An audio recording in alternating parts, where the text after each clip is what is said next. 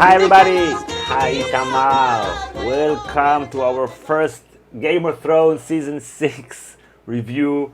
This is gonna be our political review. We got you covered for off-season content.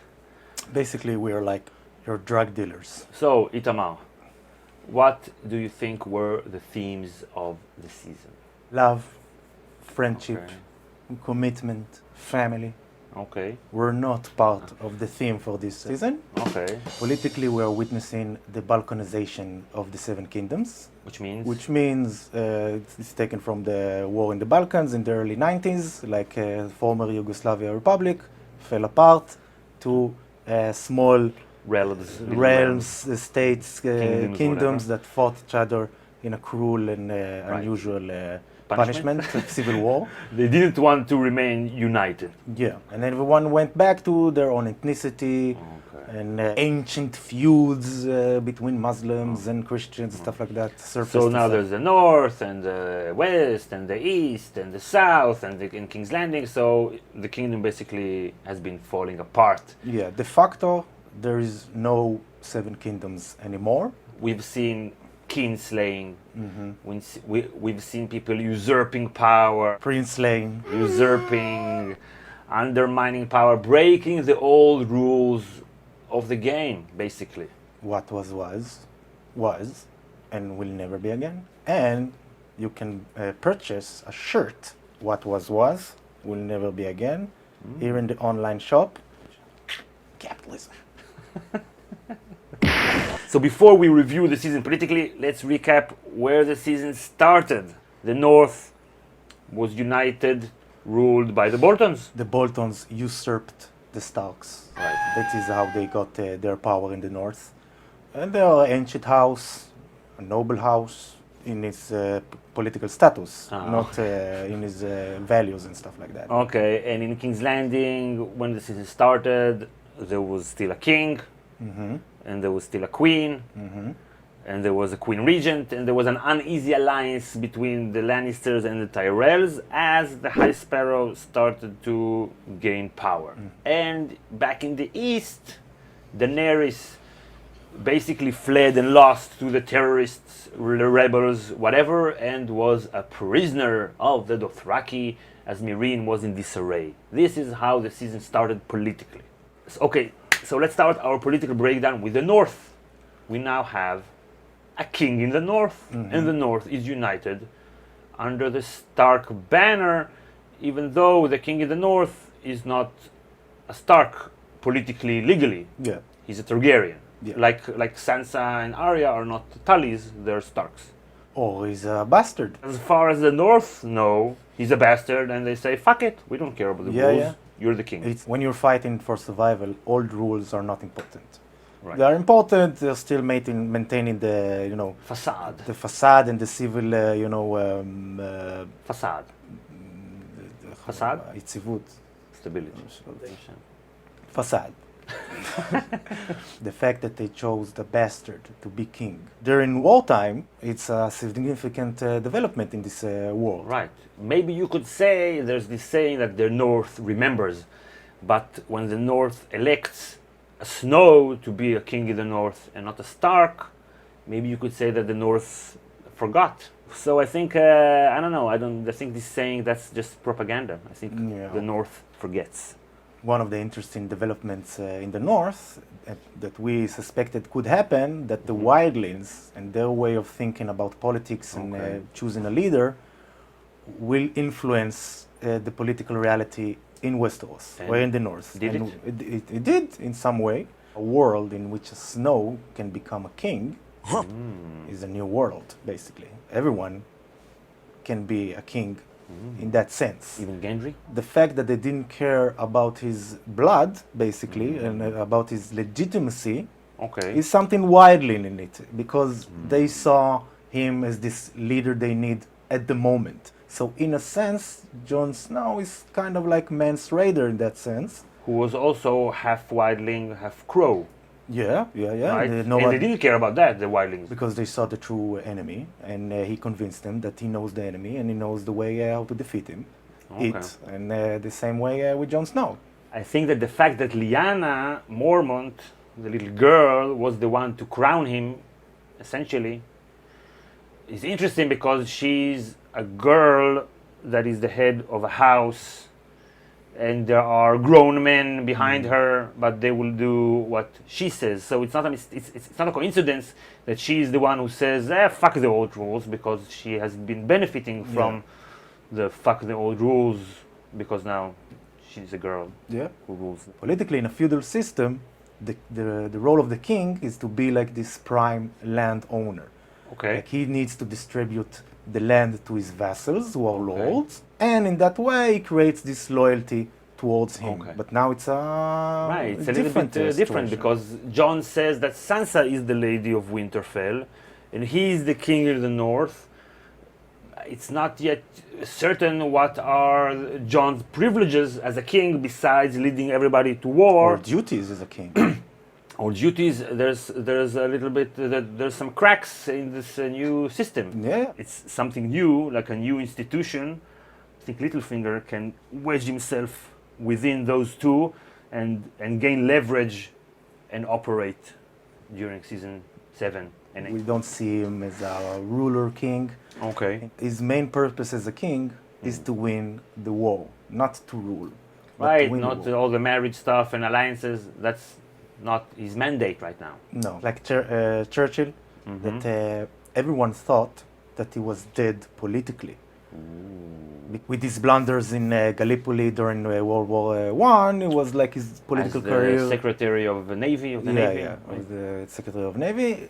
After Chamberlain resigned, the party members of the Conservatives All the houses. and the houses saw Churchill as this wartime leader that can unite everyone and give them purpose and give them meaning and will never surrender.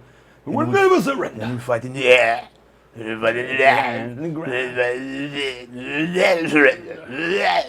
Let's go back to John as a wartime king. The fact that the North knelt and pledged their sword to him, that doesn't mean that he can unite the realm. No, it's hard to imagine all the other houses and kingdoms accepting his authority as, Bastard. as the monarch. Not only is a bastard, he's a northerner from the wall that has no family ties to any house in the realm, except maybe the Targaryens, who are not really a house anymore. When Robb took the crown, one of his first moves was to marry a Frey. One of the first things Jon Snow needs to do as a king is to create alliances with other houses, not in the north, outside the north. It But will I be don't very think so. difficult I for think he will just head north. him. Yeah. Yeah, okay. I have this sense that maybe all this breaking the old rules is going way to the extreme of having a bastard as a king and nothing is important anymore and everybody's killing everybody and whatever. Maybe at the end they will have to row back a little bit and say, oh, okay, that was too extreme. Let's find a good middle. We still need a monarch. It won't be like a liberal democracy, whatever. Okay, and this will be like the An accepted name. accepted Still name, accepted like the name. grand bargain. This will be like a grand bargain, Yeah. whatever. Okay, King's Landing. What the hell happened in King's Landing? That was my favorite plot all season long. It was the best plot. Best plot. After Dorne. Yeah, of course. So we also saw a vacuum of power Vacuum, the in death, King's Landing. Yeah, the death of Tywin Lannister. Death of Tywin And Lannister. negative reverberations. Negative reverberations. That, his death created. Because all that we've seen the past 2 seasons, that wouldn't have happened if Tywin was there. It's like if Tony Soprano got killed and then Christopher stepped into power Yeah. to lead the New Jersey house. Yeah.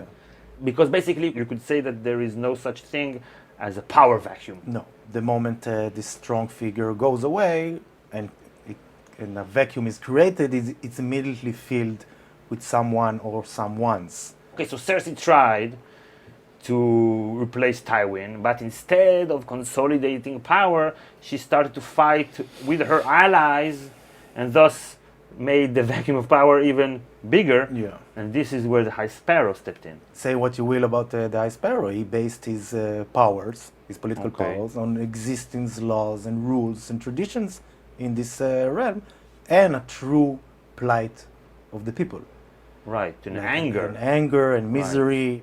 The feudal power agreement between the powerful players is the nobility will get to rule by giving the religious pillar, the religious section of the society, their privileges, and in return they will derive their legitimacy Right. from the gods. Like Aegon the Conqueror, Yeah. when he united the Seven Kingdoms, he went to Old Town to see the religious guys, and they said, okay, you're the king. And he changed his religion Yeah. to the faith of the Seven, and that's how the Targaryen rule received legitimacy, Yeah. basically. So there are two pillars, the faith and the crown, but now the crown has blown up the pillar of the faith, So there is another vacuum. another power vacuum, right? Yeah. And basically, this whole power struggle that we saw during season 6 was a struggle to control the king. Yeah. The name of the game in King's Landing this season was Who Controls the King. The Ice Sparrow won that game because he took the king over to his side. Right. He convinced him, he manipulated him. Right. And he used everything he did was lawful, was legitimate. And Cersei knew that. She tried to control Tommen. Right. She failed. And then she said, fuck the rules, because not showing up to her own trial, that's breaking the rules, and blowing up the Pope and the Queen. She killed the Queen. That's illegal Yeah. within the rules of the game. So she said, what was, I'm going to be Yeah. Queen Cersei Lannister, Mm-hmm. because he was Tommen Baratheon. It's like playing chess and your opponent checks your kings, and then you just, fuck it, I don't want to play.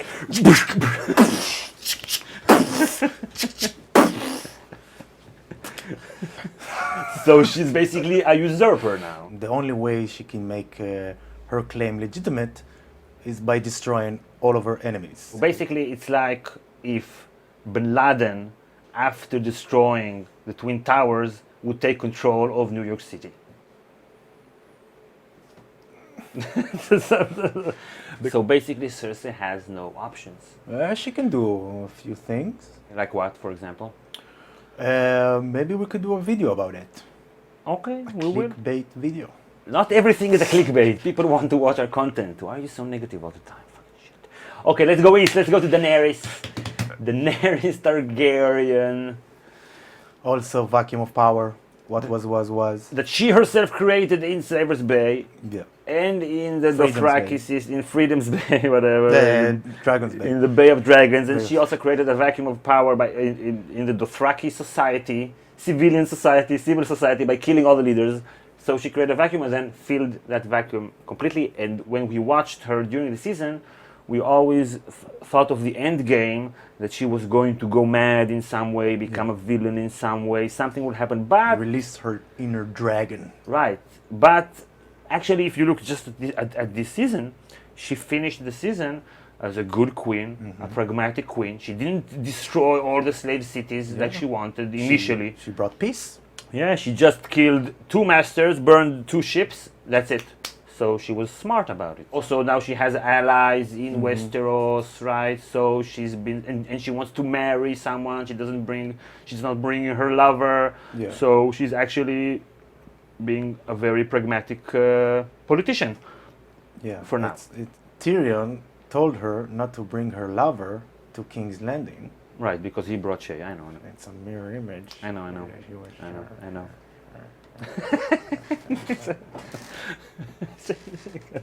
And now she actually has a case going over to Westeros. Okay, she has dragons and Unsullied and Dothraki and Ironborn that everybody hates in Westeros. Yeah. But she can actually say, look at all the mess that you've made since you've toppled us Targaryens.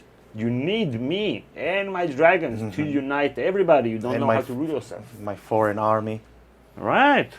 with a foreign religion Okay.